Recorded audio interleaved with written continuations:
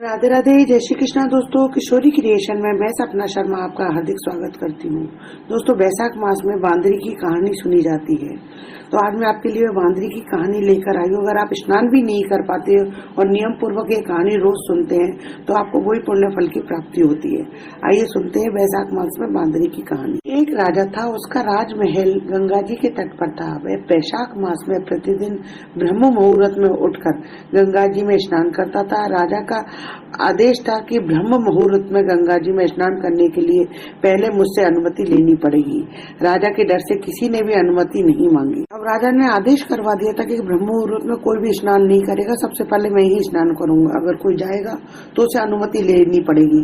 परंतु फिर भी जब राजा गंगा जी के पर स्नान करने जाता था तो उन्हें प्रतिदिन शांत जल के स्थान पर हिलता हुआ जल दिखाई देता था।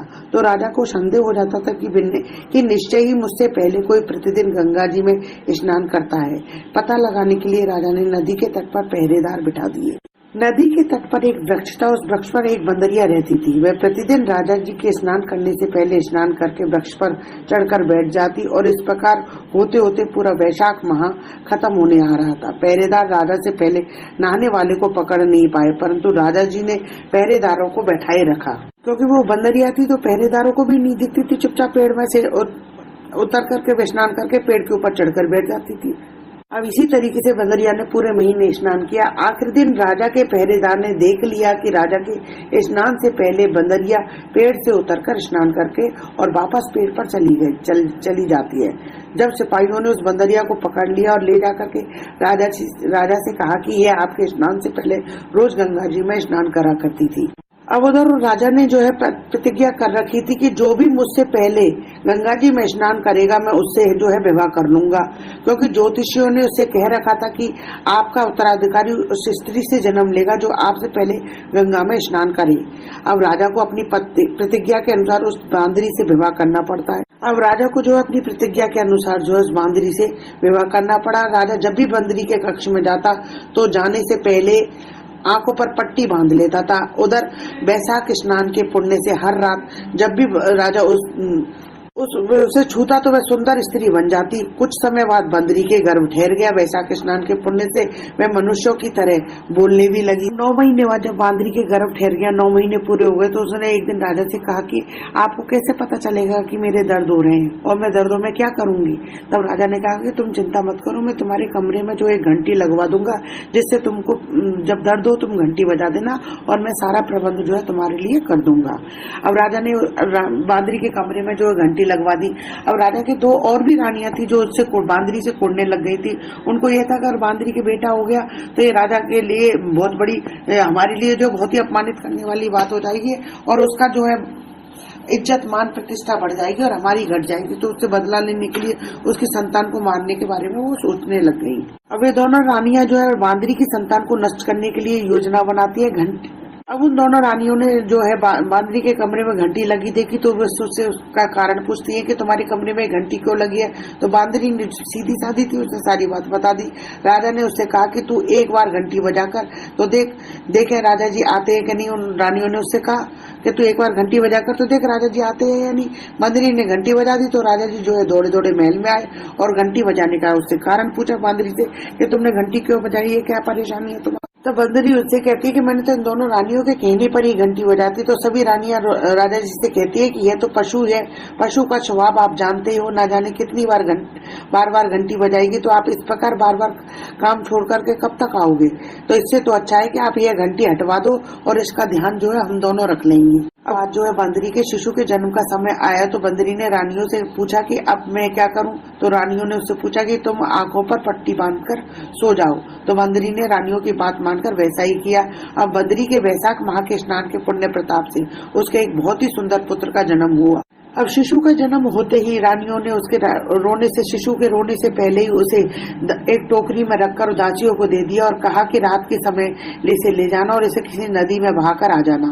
उधर उन्होंने शिशु के स्थान पर एक पत्थर रख दिया और राजा जी को कहलवा दिया कि बांदरी के तो एक पत्थर का जन्म हुआ है, कोई पुत्र पैदा नहीं हुआ, उसने तो एक पत्थर को जन्म दिया है। राजा ने यह सुना तो उसने भी ये संताप कर लिया कि जब मनुष्य रूपी दूसरी रानियों के संतान नहीं हो सकती तो बंदरी तो पशु है, इससे क्या संतान होगी। उधर रात को दासी उस सुंदर शिशु को नदी में बहाने के लिए निकली, परंतु सुंदर शिशु को नदी में बहाने का उसका मन नहीं हुआ और उसने ममतावश उसे एक कुम्हार के चाक पर लिटा दिया।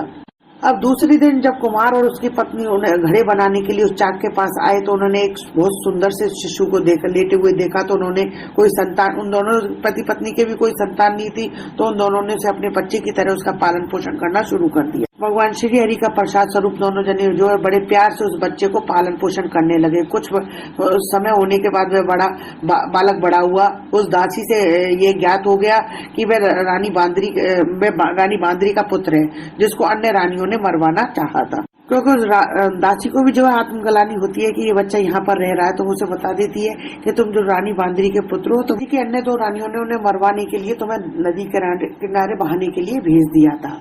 अब एक दिन जब उस बालक को पता चल जाता है ये कि उन दोनों रानियों ने मरवाने के लिए उसको माँ से अलग कर दिया है, तो वह एक दिन वह बालक कुम्हार के बनाए हुए मिट्टी के हाथी और घोड़े लेकर नदी के तट पर बैठ गया। जैसे ही वह रानियों की मुंह लगी दासियां नदी के तट पर आई तो वह जोर जोर से कहने लगा, आओ रे मेरे मिट्टी के हाथी घोड़ो पानी पी लो, आओ रे मेरे मिट्टी के हाथी घोड़ो पानी। अब दासियां जो है उसकी बात सुनकर हंसने लगी और कहने लगी कि क्या कभी मिट्टी के हाथी घोड़े भी पानी पीते हैं क्या। इस पर उसने कहा कि कभी बंदरी के भी पत्थर का जन्म होता है क्या। ये बात सुनकर दासियां जाकर रानी को बताती है। अब वो सारी दासियां जो है रानी को सारी बात, दोनों रानियों को सारी बात बताती है। उन दोनों रानियों के भी घबराहट होने लग जाती है, अगर राजा को पता चल गया तो वह तो हमें मरवा डालेंगे। तो वह रानियां मिलकर के राजा से कहकर झूठे आरोप लगाकर कुम्हार को जो है देश निकाला दे देती है।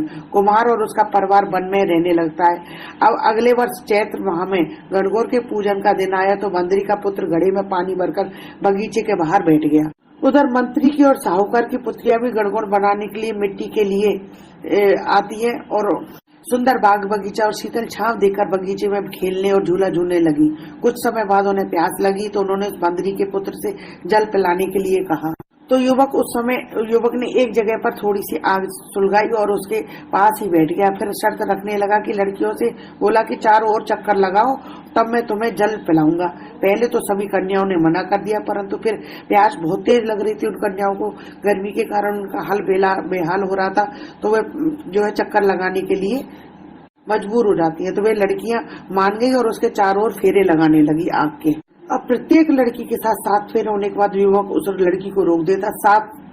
7 फेरे बने होने के कारण सारी लड़कियों को ब्याह करके उसके साथ हो गया। फिर वे सभी अपने अपने घर को चली गई। लड़की के माँ बाप को जो है चिंता होने लगी कि हमारी बेटियों को देखने के लिए भी कोई नहीं आता है, ना ही इनका विवाह शादी कुछ हो रहा है।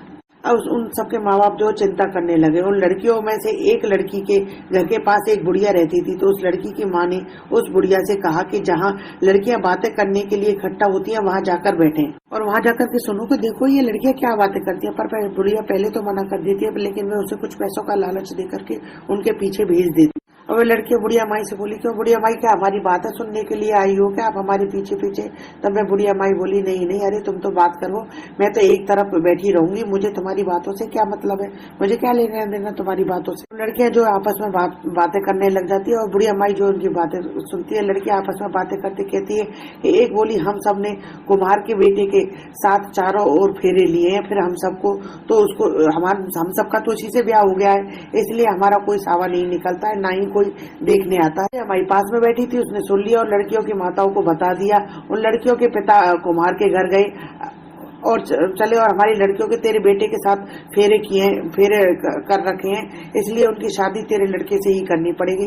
कुमार बोला, मेरा बेटा इतनी पत्नियों को कैसे संभालेगा, मैं लड़के से पूछ कर ही बात करके तुम्हें बताऊंगा। तब लड़का कुमार जो अपने बेटे से बात करता है तो वह कहता, लड़का बोलता है कि आप फिक्र मत करो, मैं सबको संभाल लूंगा, इन सब का विवाह जो आप मेरे साथ कर दो। लड़कियों के पिताजी ने धन दहेज देकर सबको विदा किया। कुछ समय बाद कुमार के बेटे के घर पत्नी से एक पुत्र पैदा हुआ। सभी पुत्र बहुत सुंदर था, हर तरफ उसकी चर्चा होने लग गई। अब राजा तक यह बात पहुंच गई। राजा ने बुलावा भेजा कि राजा पूरे परिवार से मिलना चाहता था।